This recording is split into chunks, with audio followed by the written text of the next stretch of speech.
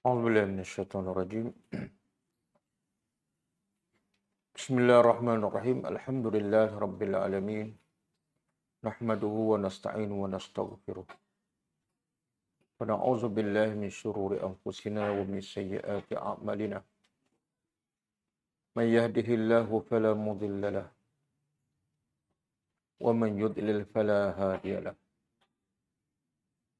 أشهد أن لا إله إلا الله وحده لا شريك له وأشهد أن محمدا عبده ورسوله.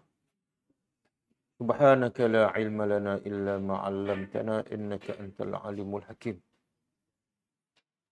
اللهم علمنا ما ينفعنا وانفعنا بما علمتنا وزدنا علما. اللهم آت أنفسنا تقواها وزكها أنت خير من زكاها أنت وليها ومولاها. ربي يسر ولا تعسر ربي تمم بالخير أما بعد. InsyaAllah kita sambut tadabbur surah Al-Qasas ayat 35. Dan kita tengok pengajaran yang lepas 32 31. Okey. Ayat 31 dan 32. A'udzubillahi minasyaitonir rajim. Wa an alqi 'asaka falamma ra'aha tahtazzu ka'annaha jannun walla mudbira wa lam yu'aqib. Ya Musa aqbil wa la takhaf innaka minal aminin.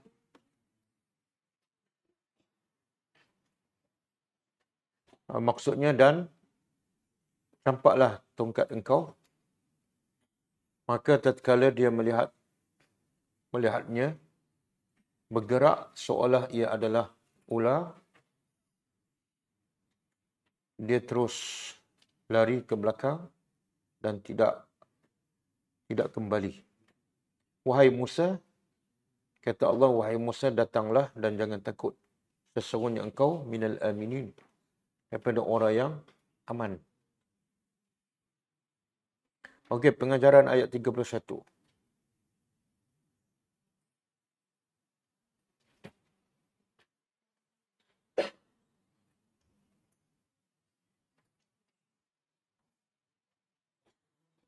Pertama,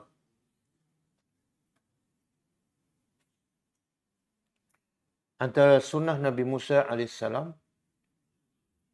ialah membawa tongkat. Antara sunnah Nabi Musa AS ialah membawa tongkat.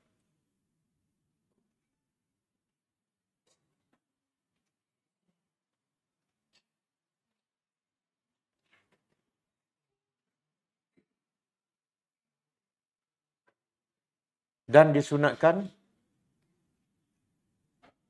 memegang perkara yang baik dengan tangan kanan.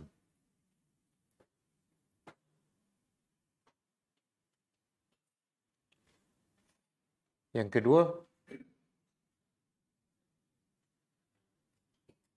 dalil kebesaran dan kekuasaan Allah.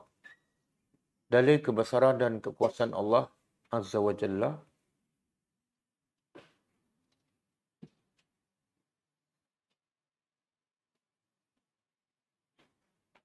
yang berkuasa menukar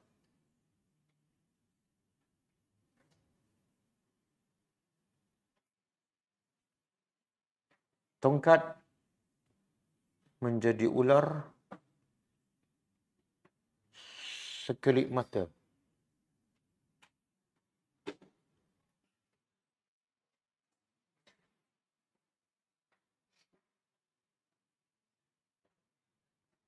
Ular.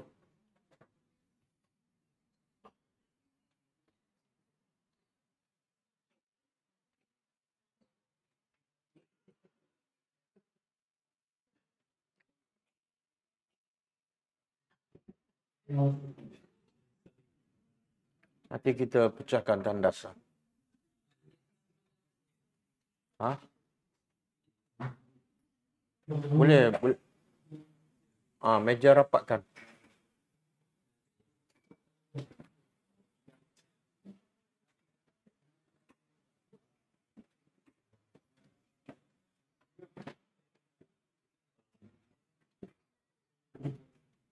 Boleh ambil kerusi tak kat tengah ni.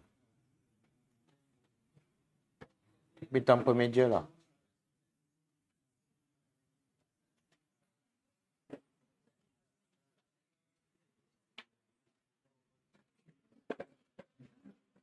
Ada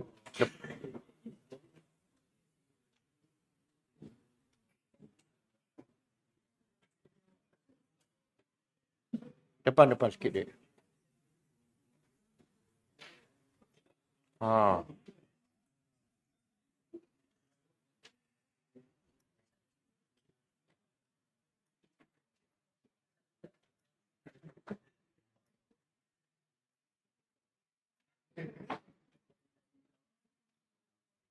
Boleh tutuplah pintu kat depan tu.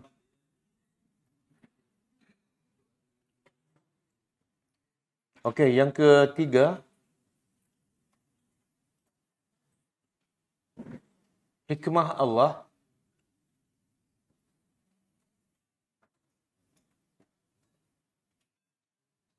memberi mukjizat kepada para nabi yang sesuai dengan kelebihan setiap kaum.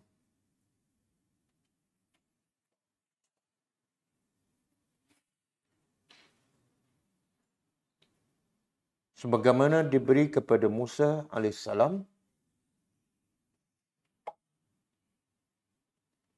tongkat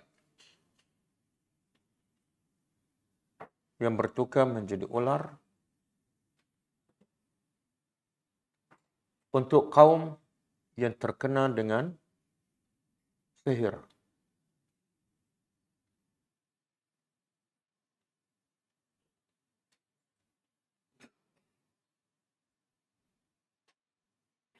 Yang keempat, harus bagi para nabi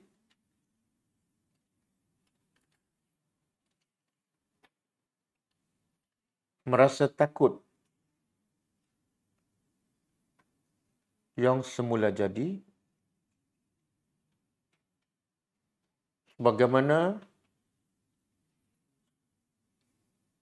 yang ada pada manusia yang lain.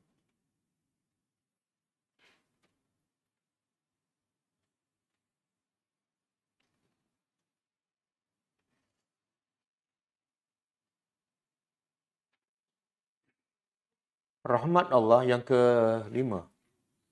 Rahmat Allah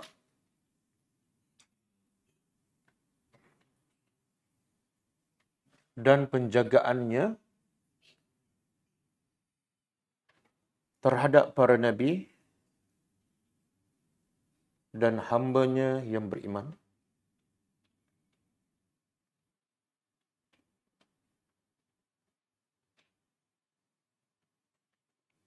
Dengan menyeru kepada Nabi Musa yang sedang dalam ketakutan agar jangan takut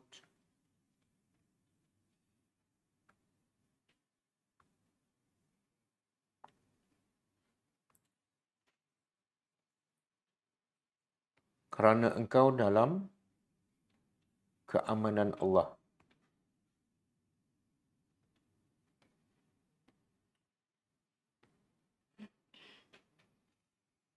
Ke ayat 32.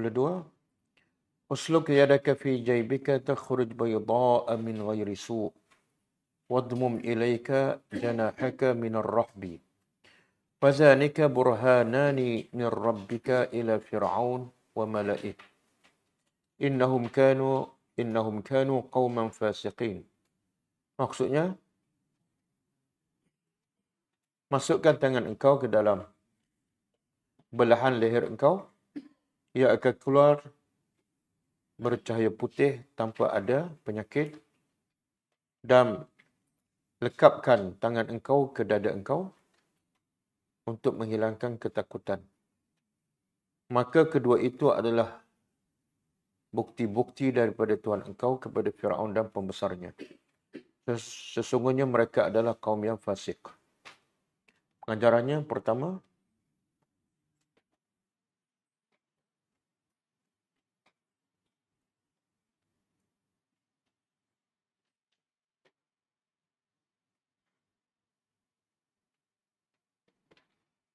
tidak ada seorang Nabi pun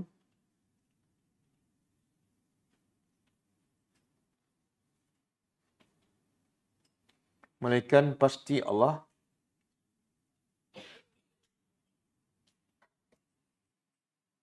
akan memberi bukti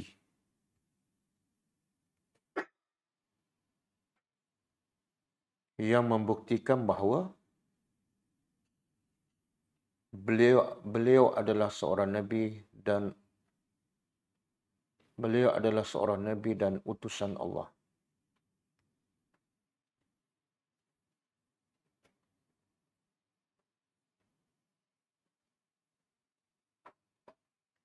Yang kedua,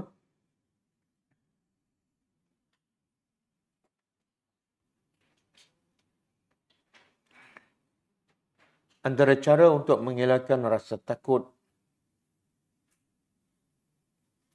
dan risau ialah letakkan tangan di dada.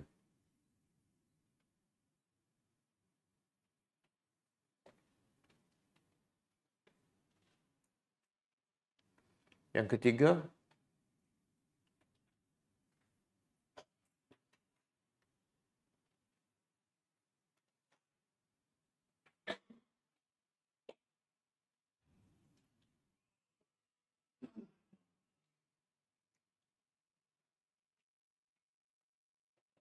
kasih sayang Allah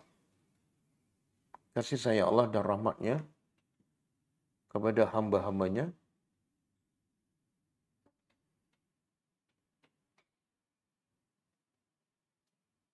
yang mengutuskan para rasul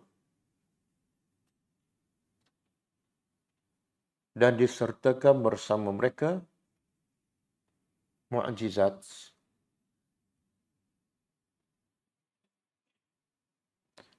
untuk kepentingan hamba-hambanya,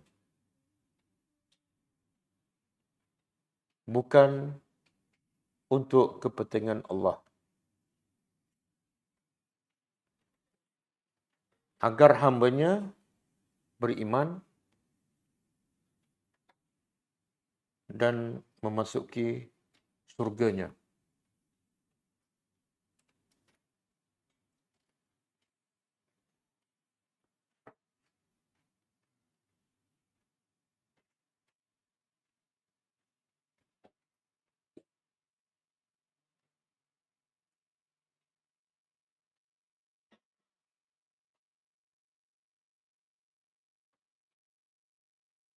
Yang keempat, antara punca manusia kufur dan syirik kepada Allah ialah dosa yang dilakukan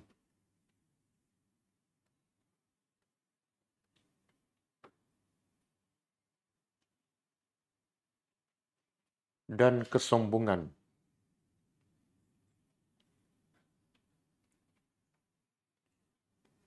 Okey, ayat 33. Qala rabbi inni qataltu minhum nafsa fa akhafu an yaqtuluni.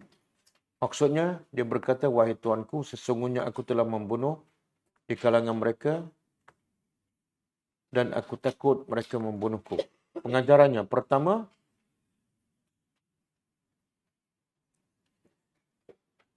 diharuskan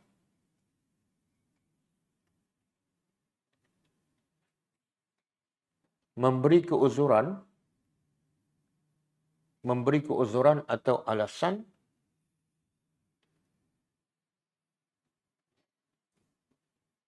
untuk tidak melaksanakan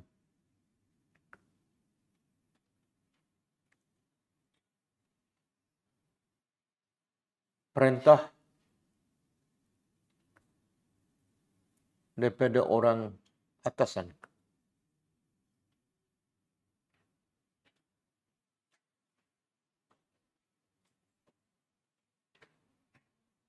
Yang kedua, rasa takut secara tabi'i tidak menafikan kedudukan seseorang rasul atau nabi.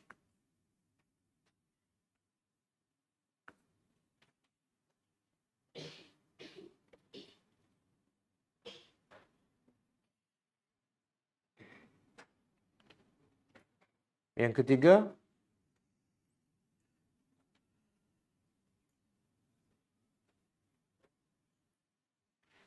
setiap rasul dan nabi akan diuji oleh Allah, termasuk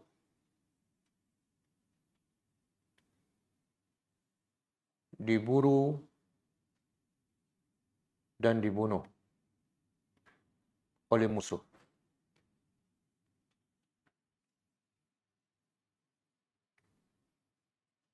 Ayat 34. Wa akhi Harunu huwa afsahu minni lisana fa arsilhu ma'ya rid'an tusaddiquni inni akhafu an yukadzibuni. Maksudnya, dan saudaraku Harun ia lebih fasih daripadaku lidah, maka utuslah ia bersamaku sebagai penolong, yang mana ia akan membenarkan aku. Sesungguhnya aku takut mereka mendustakan aku. Pengajarannya,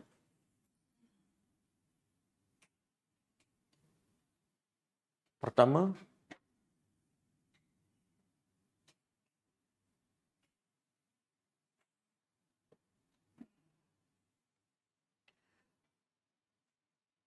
anugerah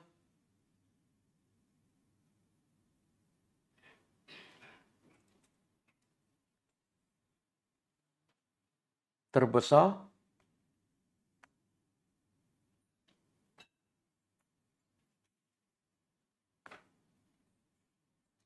daripada Musa kepada saudaranya Harun,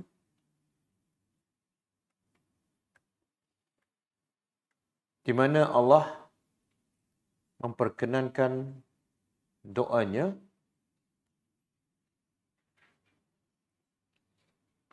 agar Nabi Harun dilantik sebagai Nabi dan sebagai pembantunya dalam kerja dakwah.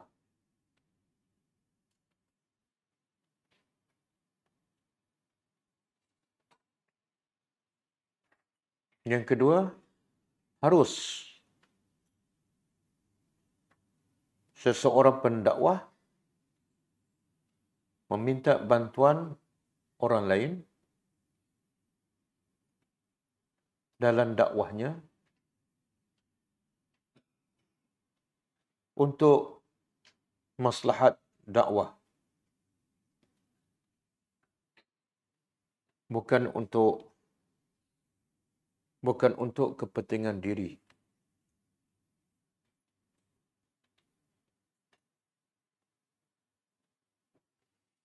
Yang ketiga, kefasihan lidah dan bahasa memberi kesan yang kuat dalam penerimaan atau penolakan dakwah.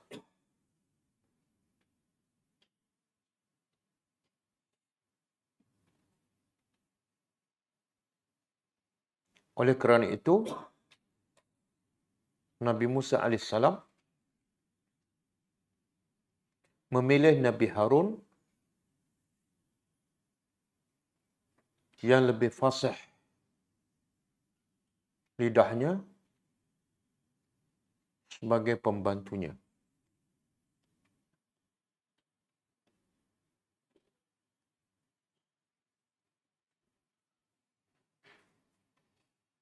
Yang keempat, kelebihan Nabi Musa AS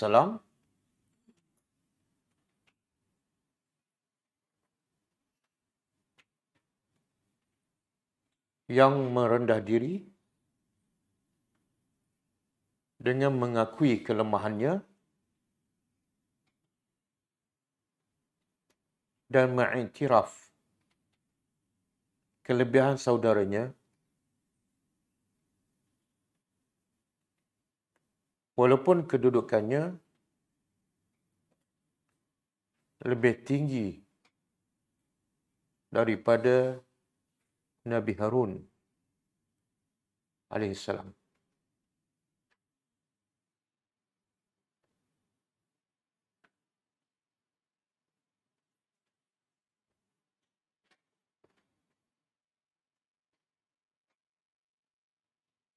Yang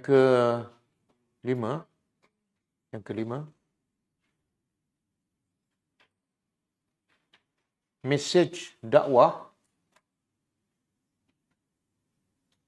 dan kebenaran akan lebih jelas dan meyakinkan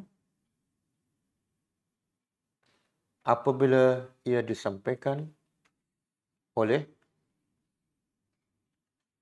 lebih ramai pendakwah.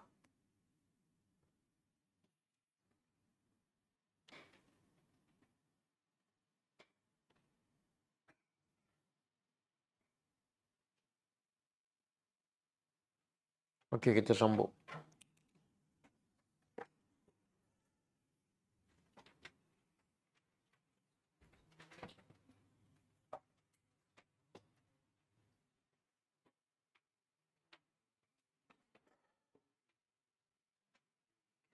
Okey, ayat hari ini sambungan ayat lepas iaitu kisah Nabi Musa AS yang diperintah berdakwah kepada Firaun.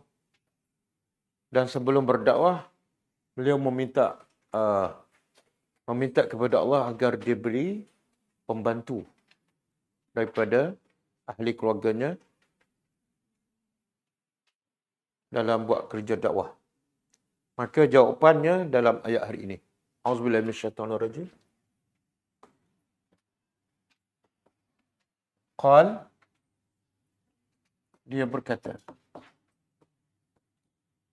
berkata ni iaitu Allah.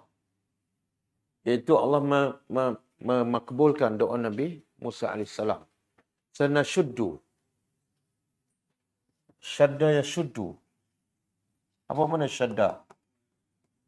Qawwa. Dia telah menguatkan. Kalau mudhari' yashuddu ataupun kalau kami nashuddu. Jadi sin ni dia panggil sin apa? Sin apa? Dah belajar ke belum? Belum.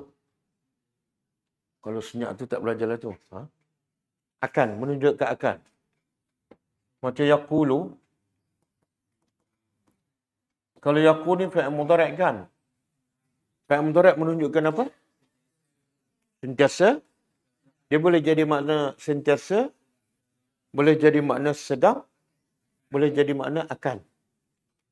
Tapi kalau saya tambah sin kat depan. Saya qulu. Dia hanya makna akan.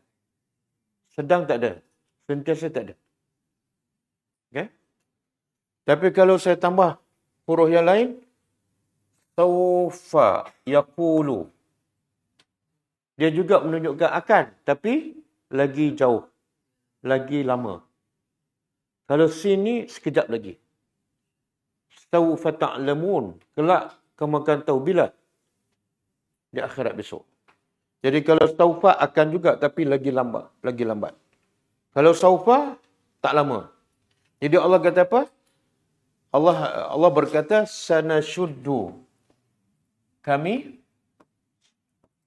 akan bila ni sekejap lagi. Nasyuddu, kuatkan. Adudaka. Adudun dalam bahasa Arab lengan ni. Lengan. Kami akan kuatkan lengan engkau. Makna apa ni? Lengan tu simbolik kepada kekuatan. Bila kita nak angkat apa-apa dengan letak kat sini ke kat sini. Kat bahu ni. Kat bahu kan? Jadi kami akan kuatkan kekuatan engkau.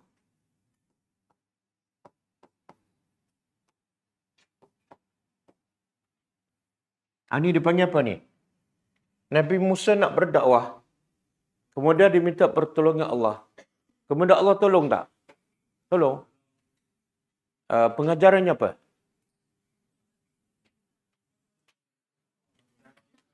In tansurullah yansurku. Kalau betul kamu ikhlas nak tolong agama Allah, yansurkumullah. Allah pasti akan tolong. Jadi Allah pasti tolong Nabi Musa. Sebab apa? Nabi Musa betul-betul buat kerja dakwah kerana Allah. Bukan mengharapkan apa-apa. Okey, kami akan kuatkan kekuatan engkau bi akhika dengan saudara engkau.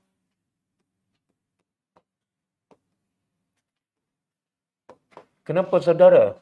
Orang yang paling mudah membantu kita bila kita ada masalah ialah saudara kita. Okey, kemudian wa naj'alu. Dan kami akan jadikan lakuma, lam ni untuk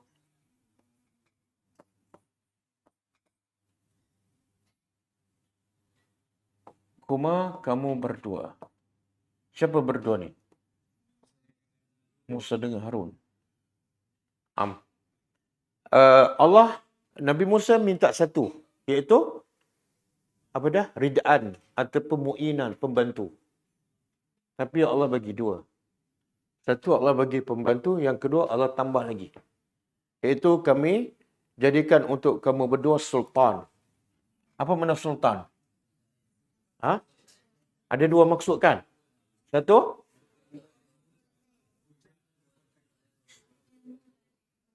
banyak pula. Satu, al-quwwatu wal-qahru. Kekuatan dan kekuasaan. Yang kedua, al-ilmu. Jadi di sini sultan apa ni?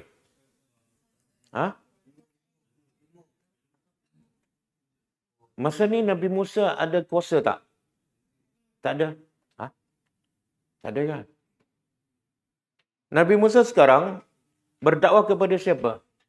Firaun yang ada kerajaan yang besar dan zalim. Dan Nabi Musa hanya bersama saudaranya sahaja. Dia tak ada kuasa.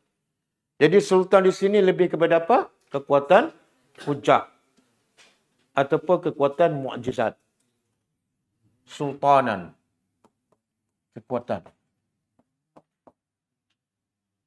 Kenapa ilmu dipanggil sultan? Sultan asalnya makna kuasa. Tapi kenapa ilmu ataupun ayat ataupun mukjizat dia panggil sultan? Sebab dengan ilmu boleh menguasai hati manusia. Berapa banyak manusia berubah sebab ilmu, bukan dengan kuasa. Okey, kami akan jadikan untuk kamu berdua sultan. Fala yasilu. Maka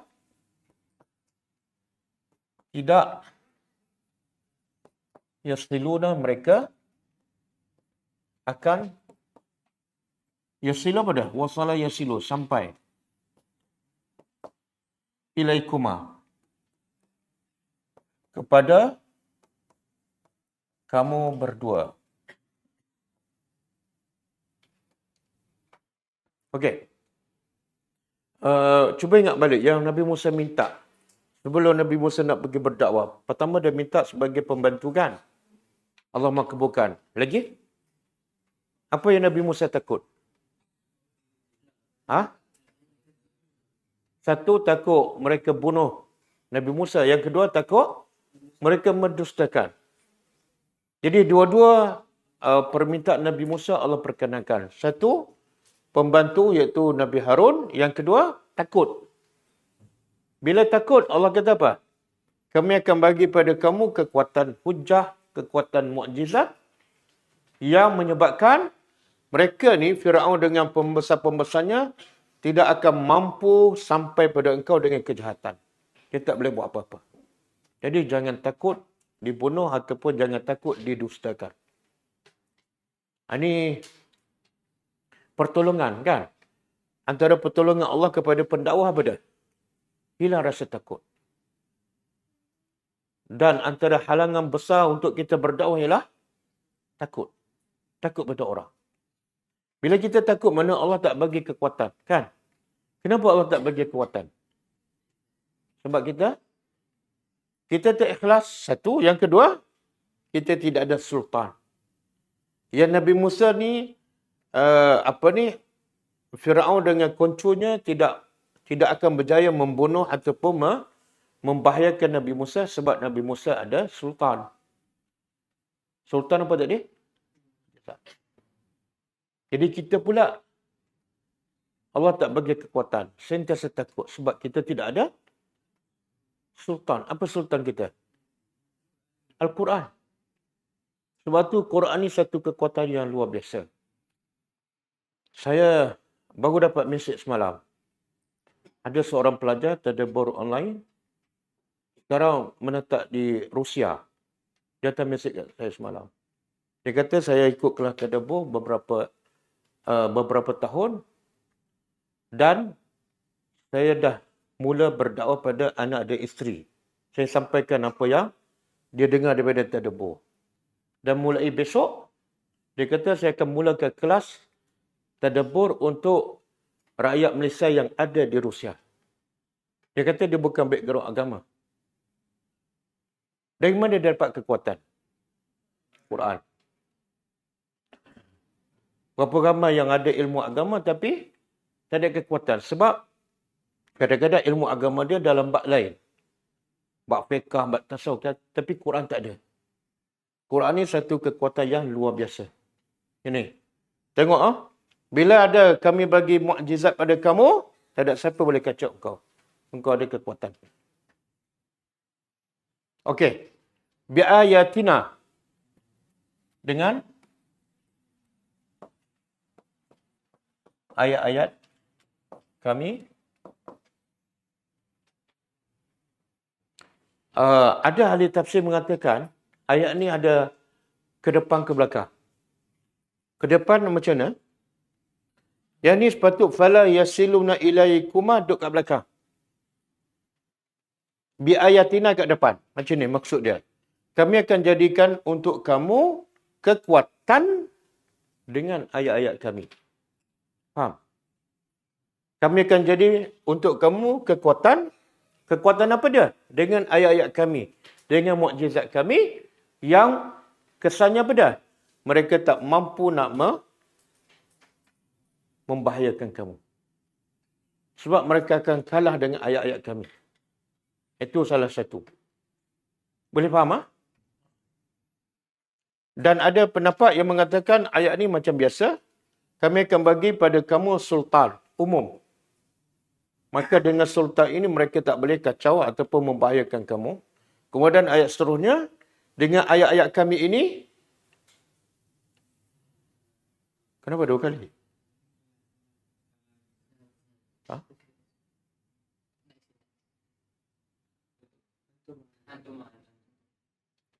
Ini terlebih kan? Dengan ayat-ayat kami, antuma, kamu berdua. Wa manittaba'akuma. Dan orang yang ittaba'akuma telah mengikut kamu berdua. Al-ghalibun. Ghalibun apa dia? Menang. Kamu orang-orang yang mengatasi, mengalahkan. Boleh? Jadi kamu berdua Dan kamu berdua antumah dan orang yang ikut kamu. Siapa yang ikut Musa dengan Harun? Ha? Siapa? Siapa? Kuat sikit. Tak, saya belum lagi. Belum sampai lagi. Isteri? Isteri Musa?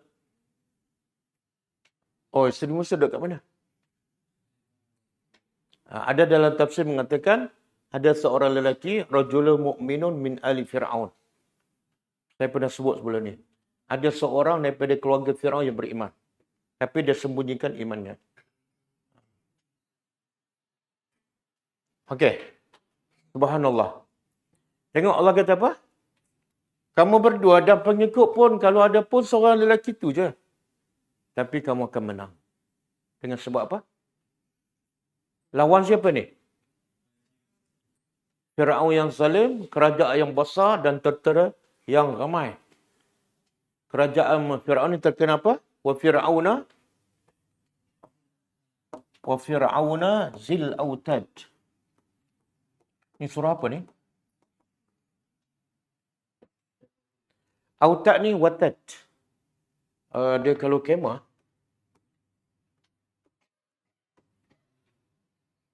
dia ada tali kan? Tali ni kemudian dia pasak besi ni. Kan? Nampak? Nampak tak? Betul faham tak? Dia panggil apa ni? Yang besi kan? Dengan ada besi ni mengukuhkan kemah. Kalau buang besi, habis kan? Jadi Allah buat perumpamaan, Fir'aun ni mempunyai pasak-pasak ni. Pasak ni ialah tentera-tenteranya yang akan pertahankan kerajaannya. Jadi kerajaan yang begitu besar, yang kuat dan zalim. Dan Nabi Musa hanya berdua dan pengikut pun seorang. Tapi siapa yang menang? Dan betul tak? Akhirnya Fir'aun kalah. Allah lemaskan di laut. Okey. Apa kekuatan Nabi Musa? Ataupun apa rahsia Allah bagi Musa dan Harun menang melawan kerajaan yang besar? Apa kekuatan? Apa rahsianya? Kuat sikit? Yakin pada janji Allah. Tapi tak sebut pun dalam ayat ini yakin pada janji Allah. Tengok ayat ni. Biayatina antuma wa manittaba'akumal ghalibun. Dengan ayat-ayat kami kamu menang. Jadi rahsia Nabi Musa menang ialah ayat Allah, mukjizat. Satu. Yang kedua, Allah juga beri kemenangan kepada pengikut Nabi Musa. Bila tu? Bila dia betul-betul ikut Nabi. Dia disebut dalam tafsir ni. Siapa yang, dan walaupun orang Islam ramai, tapi tak pernah menang. Ataupun tak pernah menang pun. Antara sebabnya, satu, mereka tak berpegang pada ayat-ayat Allah. Yang kedua, mereka tak ikut Nabi. Itulah punca. Dulu, kini dan sampai sekarang tak menang. Betul tak? Dan asyik bergaduh sama sendiri. Sebab dua rahsia ni. Satu, tak berpegang pada ayat Allah. Bila berdakwah, tak cerita pasal ayat Quran.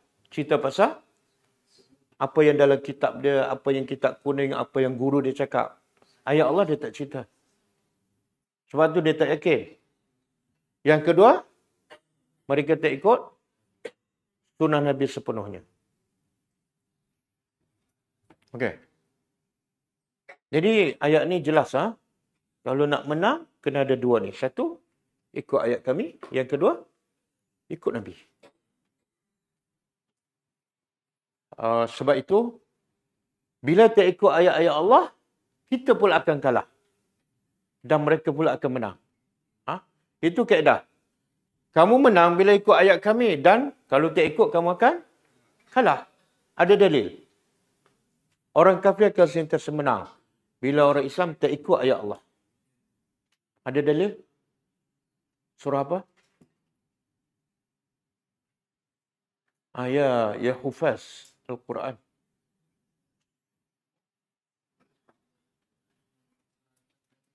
Hati burhanakum.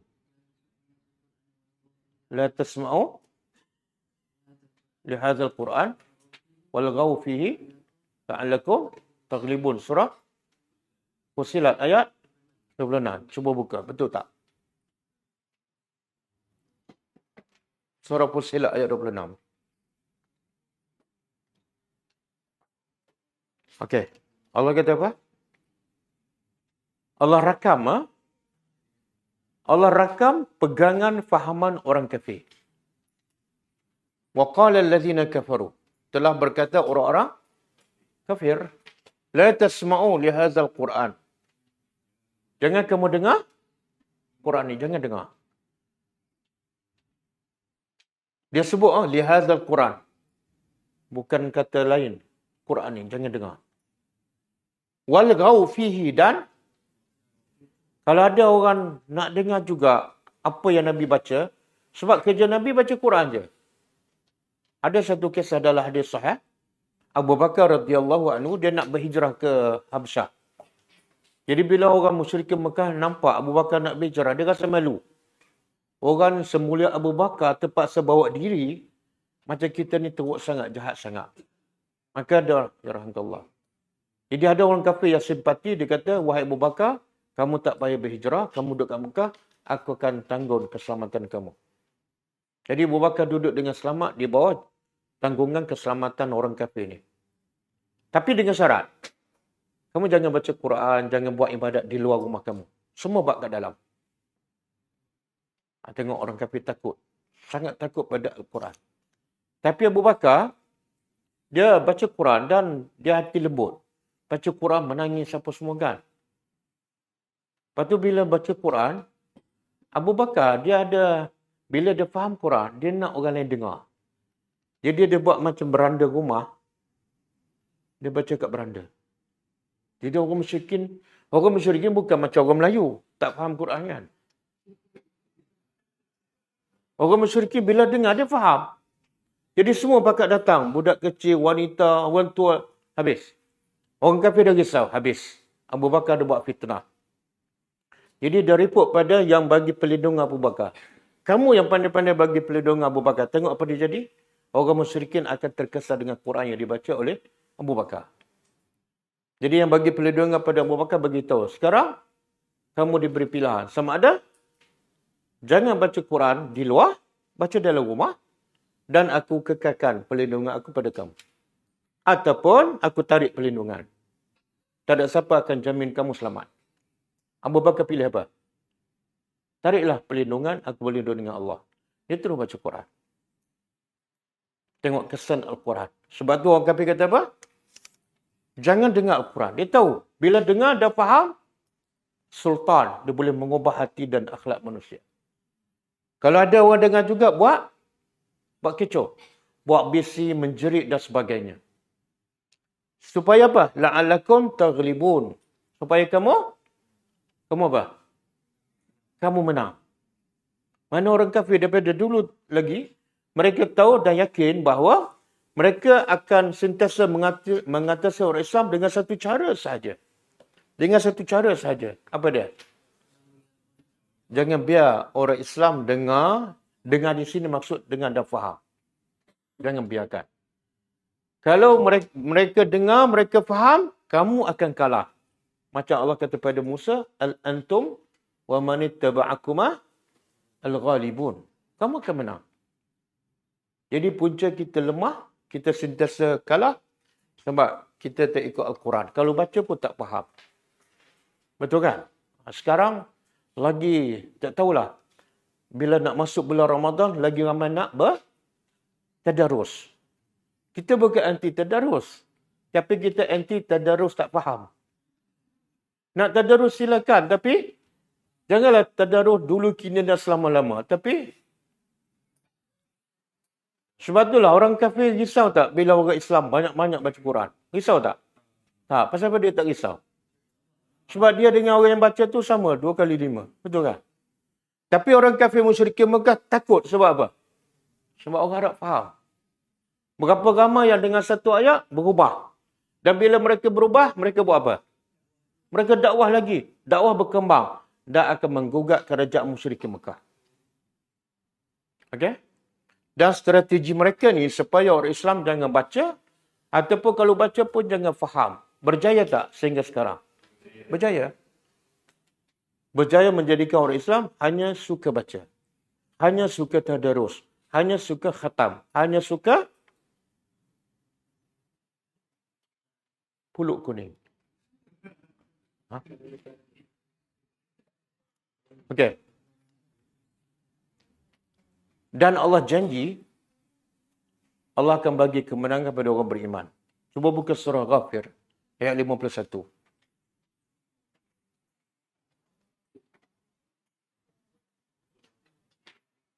Surah Ghafir, ayat 51.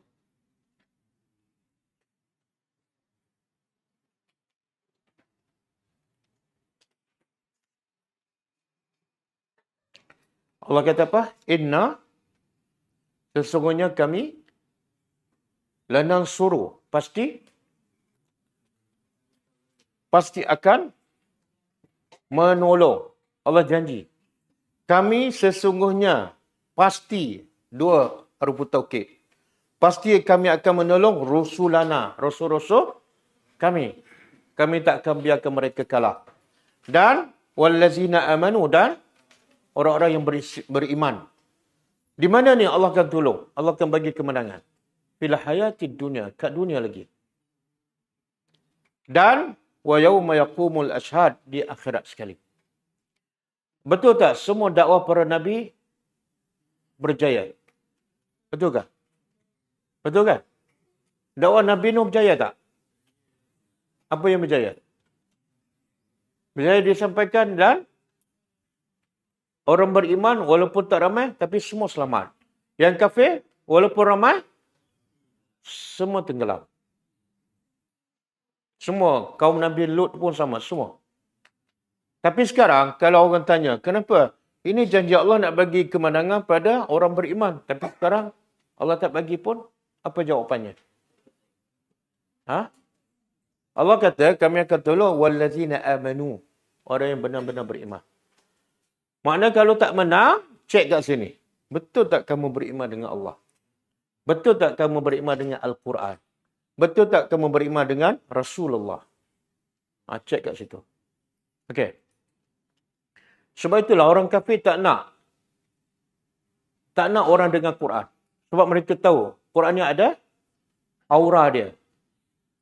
Dan Allah nak sangat orang kafir dengar Al-Quran. Sebab Allah tahu manusia bila dengar Quran sahaja dia akan dapat hidayat dan dapat syurga. Cuba buka surah ni.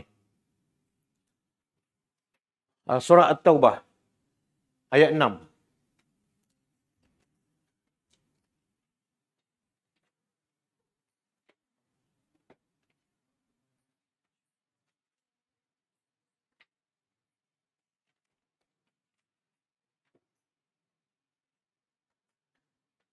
Okey. Wa in ahadun dan in apa dia? Kiranya ahadun seseorang minal musyrikin daripada orang-orang musyrik. Allah kata pada Nabi, sekiranya ada seseorang daripada orang musyrik, orang kafir lah. Istajaraka apa mana? Minta perlindungan kepada engkau wahai Muhammad. Kadang-kadang mereka ada masalah dengan sesama mereka, mereka minta perlindungan pada engkau. Maka apa patut kamu buat? Bunuh, tangkap, penjara. Allah kata fa'ajirhu, lindunginya. Untuk apa ni? Untuk dera, untuk azab? Tak. Hatta yasma'a kalam Allah. Sehingga orang musyrik itu mendengar kata-kata Allah. Allah bagi kepada Nabi Muhammad, kalau siapa nak orang kafir nak minta perlindungan, lindung. Dan gunakan waktu itu untuk dia dengar Al-Quran. Tengok, bercanggah kan? Orang kafir tak nak dengar, Allah nak mereka dengar. Kemudian kalau dia dengar, dia beriman, dia masuk Islam, Alhamdulillah. Kalau dia dengar tak nak beriman, Allah kata apa? Summa ablighuhu ma'manah.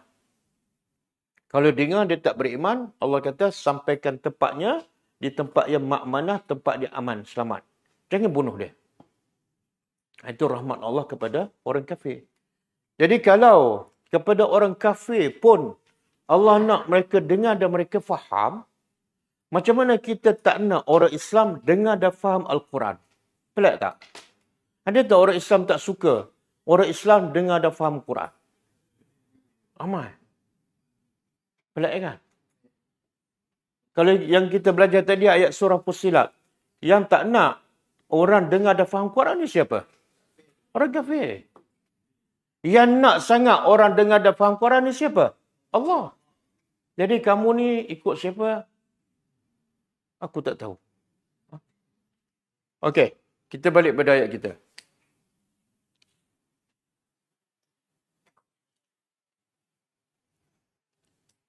Jadi tips untuk dapat kemenangan apa dia?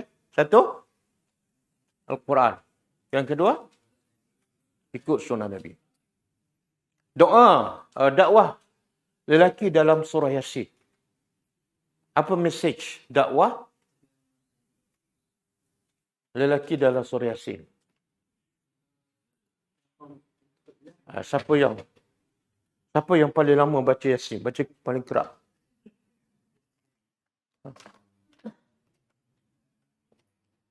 Siapa dia?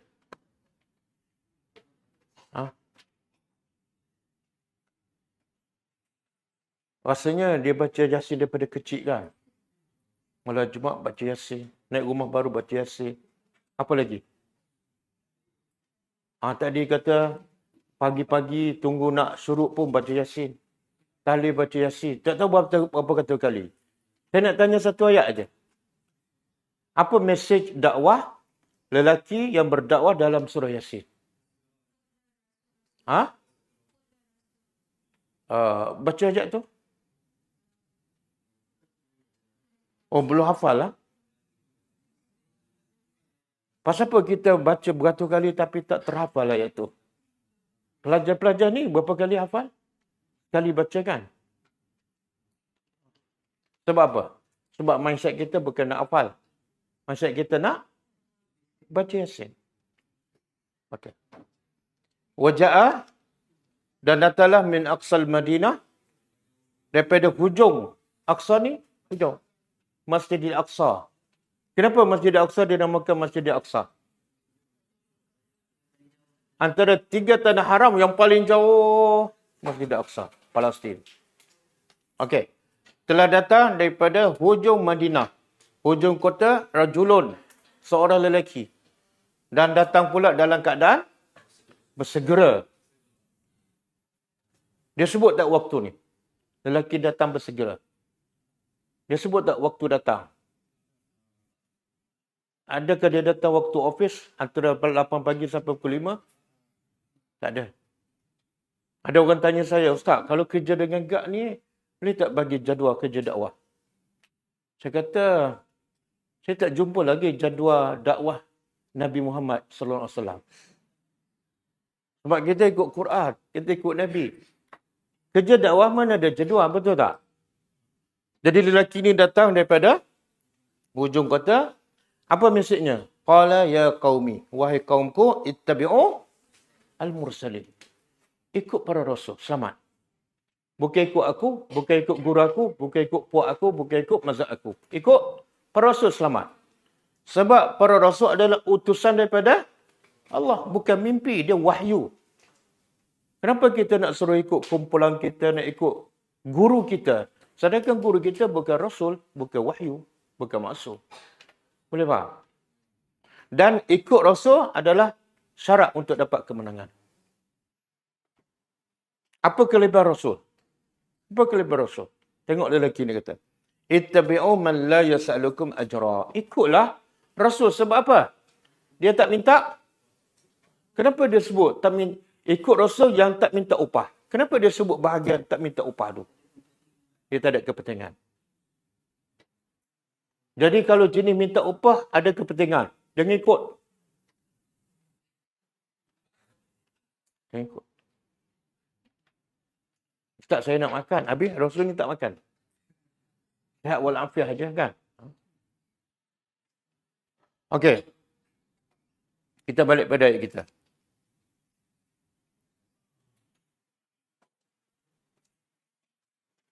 Falamma ja'ahum, maka lamma tatkala ja'ahum, telah datang kepada mereka Musa.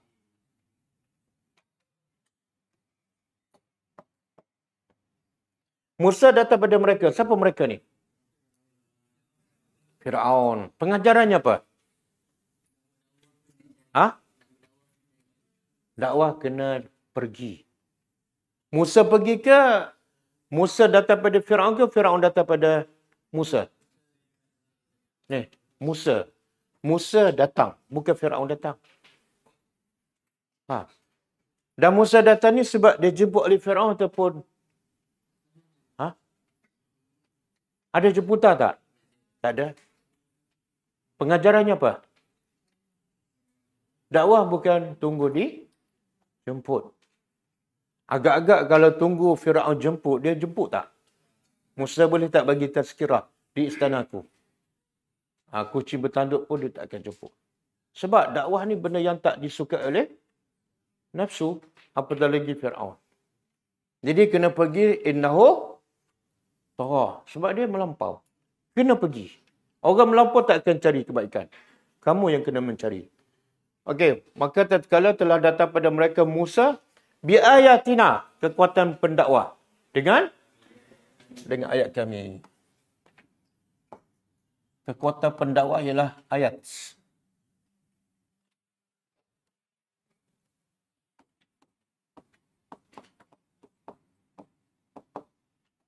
Dan ayat-ayat kami semuanya bayyinat. Jelas. Kenapa Allah sebut? Tak cukup dengan ayat, Allah sebut. Sifat ayat tu ialah, kenapa Allah sebut? Apa pengajarannya?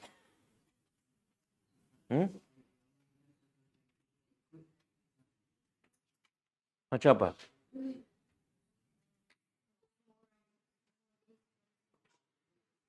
Semua jenis?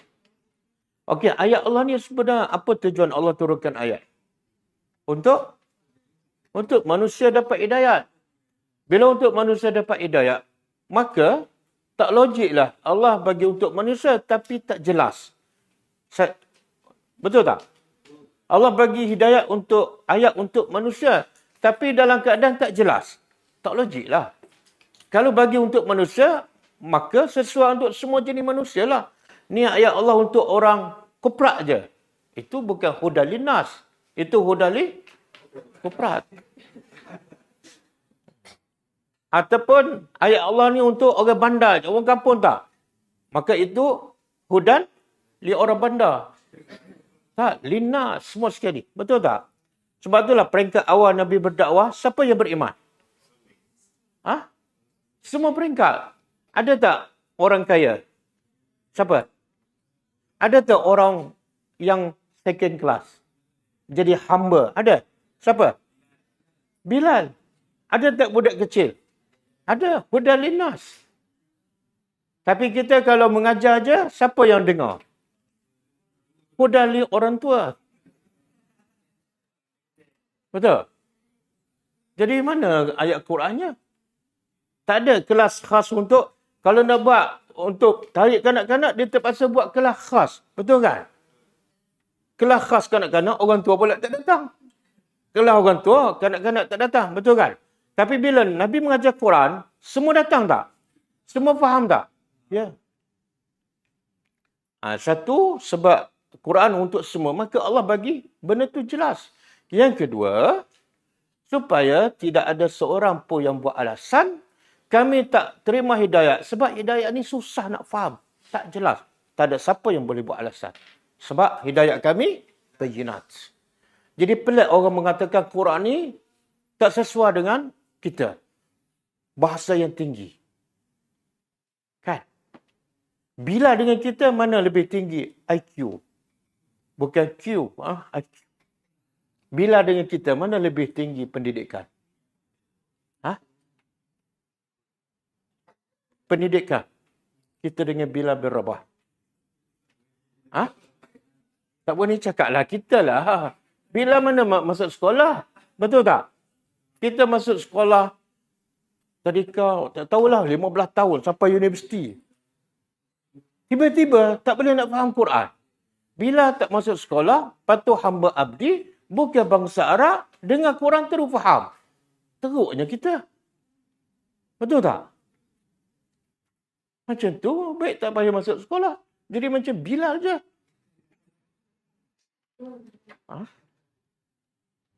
Okey, dengan ayat kami yang jelas. Qalu,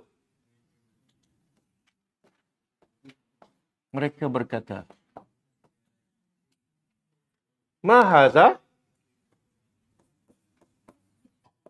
tidaklah ini illa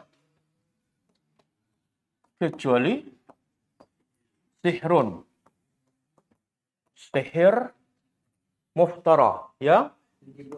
Yang dibuat ataupun yang direka. Okey, apa yang Allah nak bagi kita dalam ayat ni?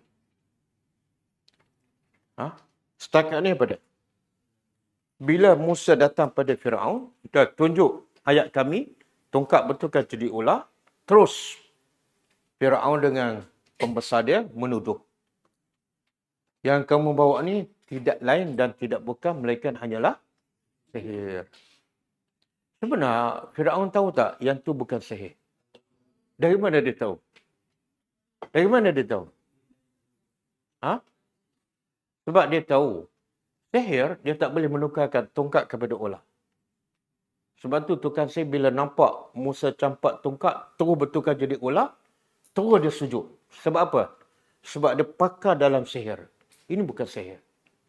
Dan sebab itulah bila Musa campak tongkat, Musa takut. Tahu sebab apa Musa takut? Sebab tu betul-betul ular. Faham tak? Kalau tukang sihir campak, tukang sihir senyum je. Sebab dia tahu, itu bukan ular. Faham? Jadi Musa takut sebab itu bukan ular. Itu betul-betul mukjizat. Okey. Sampai kita kalau tukang silap mata, campak. Sapu tangan dia bertukar pada ular. Tukar jadi ular. Takut tak? Takut tak? Tak, betul. Kadang-kadang kita tengok pun daripada jauh je. Takut dia panggil kan. Okey. Jadi Allah nak bagi tahu bila ditunjuk bukti, terus mereka tuduh. Terus mereka labelkan. Itu adalah sunnatullah. Siapa yang bawa kebenaran dan kebenaran ada dalil yang jelas dan kebatilan tidak ada dalil, bila mereka tak ada dalil, mereka tak ada hujah, mereka pergi label yang kedua. Apa dia? Melabelkan orang. Dia tak ada dalil. Kalau dia benar, dia ada dalil, bagi dalil, jangan menuduh. Bila orang pergi pada tahap menuduh, melabel, itulah bukti dia salah. Itulah bukti dia batil sebab tidak ada hujah. Itu sunnatullah. Boleh faham? Satu. Yang kedua, bila semua para nabi, adakah sebahagian nabi dituduh sihir ataupun semua para nabi? Semua para nabi. Tak ada seorang pun tak dituduh sihir ataupun gila. Nabi berapa semua? Berapa ramai? Yalah, ramai tahu berapa. Berapa? Kalau Rasul, 300. 13 kan? Nabi ada disebut 124 ribu. Jadi adakah semua ni kaum mereka menuduh semua para Nabi dan Rasul ni tukang sihir gila? Ataupun sebahagian Rasul sahaja? Semua ada dalil? Ada surah apa? Ada dalil tapi tak boleh keluar. Tak ada lah tu. Cuba buka surah Az-Zariyat.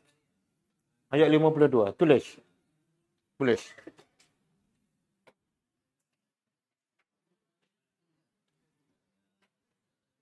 Kazalika.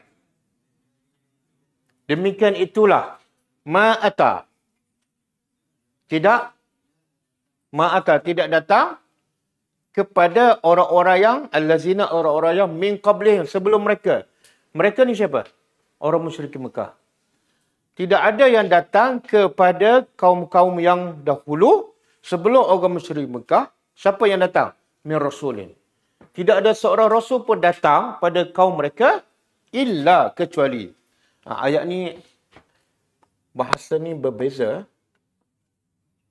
Satu ada ma, satu ada illa.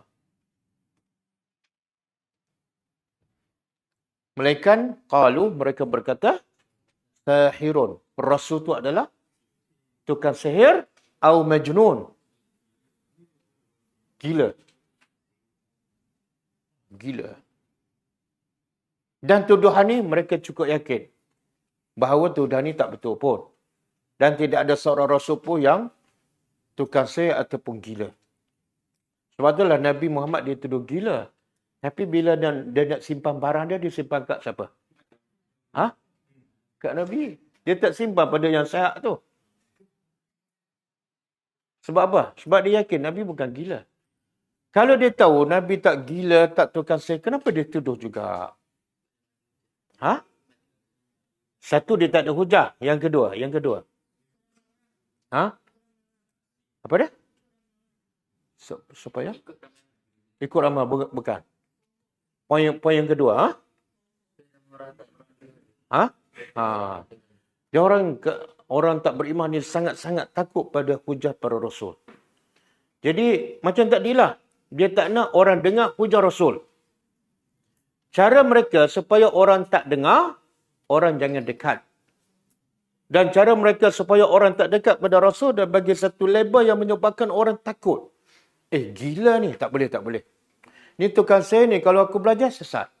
Label tu untuk menjauhkan orang daripada mendekati para Rasul. Sebab dia tahu, kalau dah mula masuk dekat, habis. Kita pernah dengar seorang pendakwah, nama apa? Amru bin At-Tufai bin Amru. At-Tufai bin Amru. Ad-Dawsi. Pernah dengar nama? Dia ni ketua kabilah Ad-Dawsi dekat Yaman.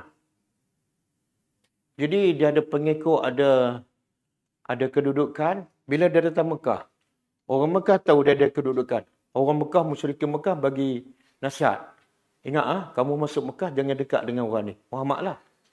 Dia ni gila, dia kontak sihir. Dia memporak-perandakan masyarakat. Dia pemecah belah. Jangan. Apa dia buat? At-Tufai.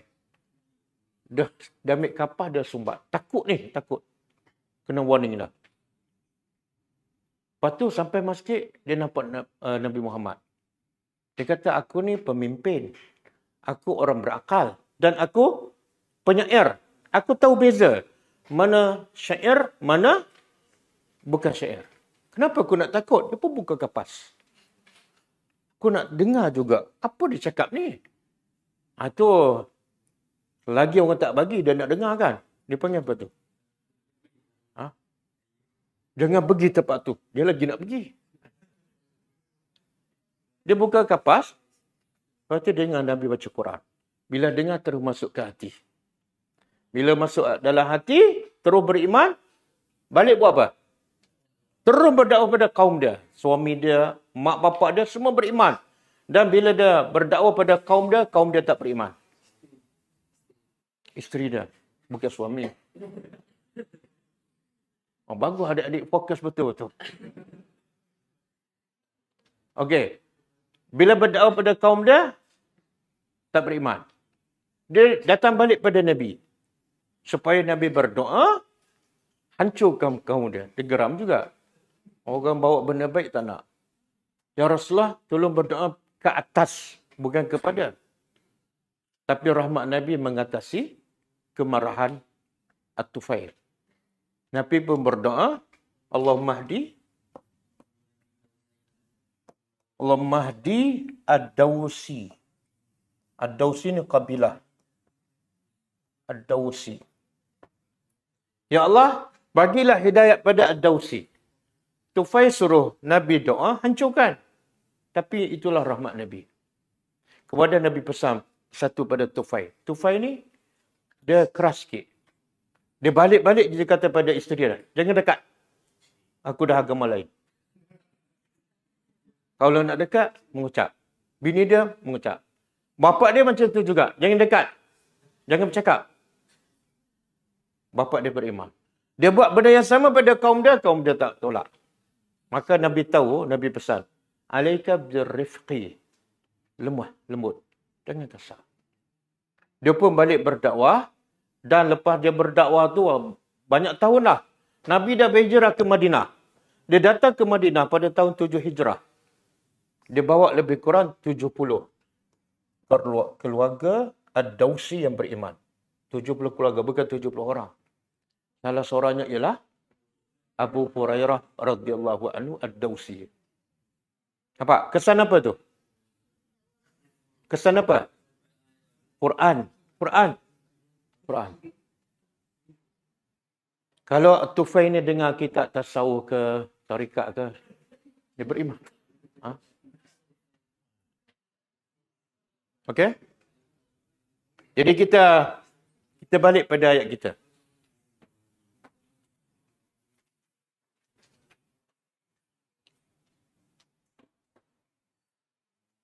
Muftara. Kemudian Firaun dengan pembesar dia cakap lagi, wa ma sami'na, dan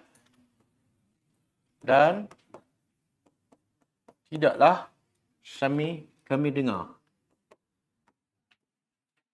Tidaklah kami dengar bihadza, dengan ini, fi abaina, pada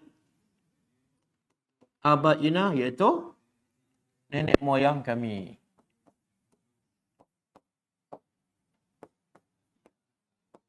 Al-awwalin, yang dahulu. Maksud apa ni? Maksud dia nak bagi tu apa ni?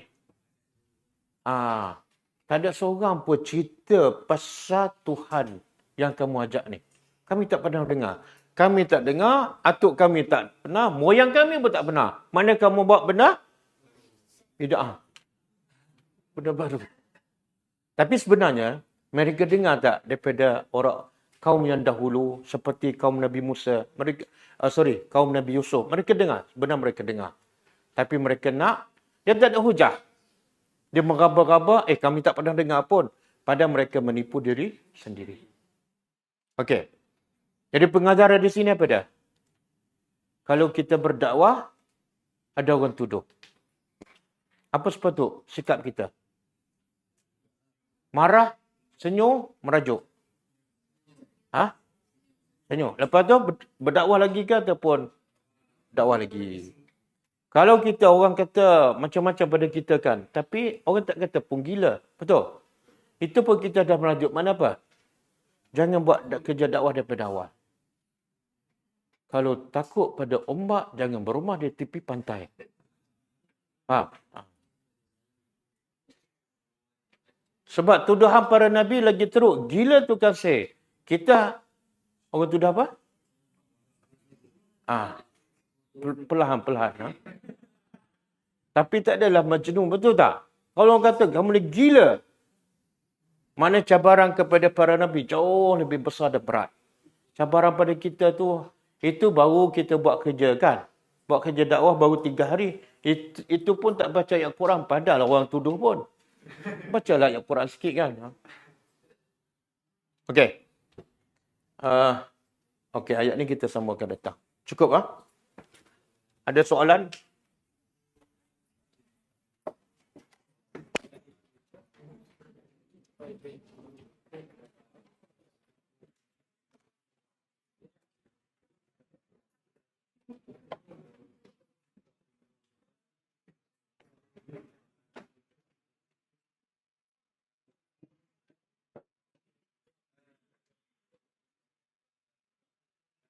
Okey, tak ada soalan. InsyaAllah kita jumpa pagi besok.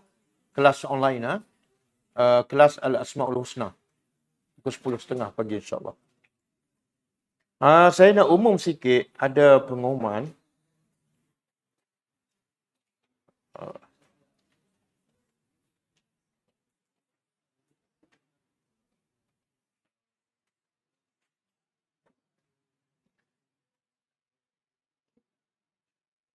Okey, khususnya kepada orang yang ada di Kelantan lah.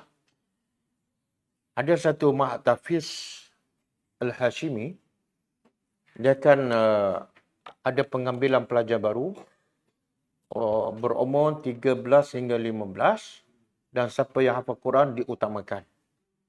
Dan Mahat Tafiz ni akan buat ala Akademi Ghulam Ad-Dakwah. Ala, jangan kata tak sama pun. Jadi, untuk pengambilan pelajar ni, 2 tahun dia akan fokus pada hafazan, bukan mesti 30 juzuk lah. Kalau yang belum hafal, kita nak mereka hafal Quran. Sebab mereka nak jadi pendakwah, kena ada hujah, kena ada ayat. Kalau tak hafal, dakwah tak akan berkesan. Lepas tu, lepas tahun ataupun 2 tahun, kita akan tekankan pada tadabbur Al-Quran setiap hari, lebih kurang macam ni lah. Tapi, taklah sama 100%. Okey? Siapa yang nak, boleh buka Facebook Mahat Tafiz Al-Hashimi.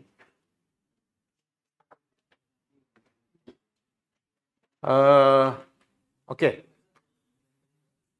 Boleh hubungi nombor ni 012 2254 198. 012 2254 198. Tapi sekolah ni di Kuala Kerai.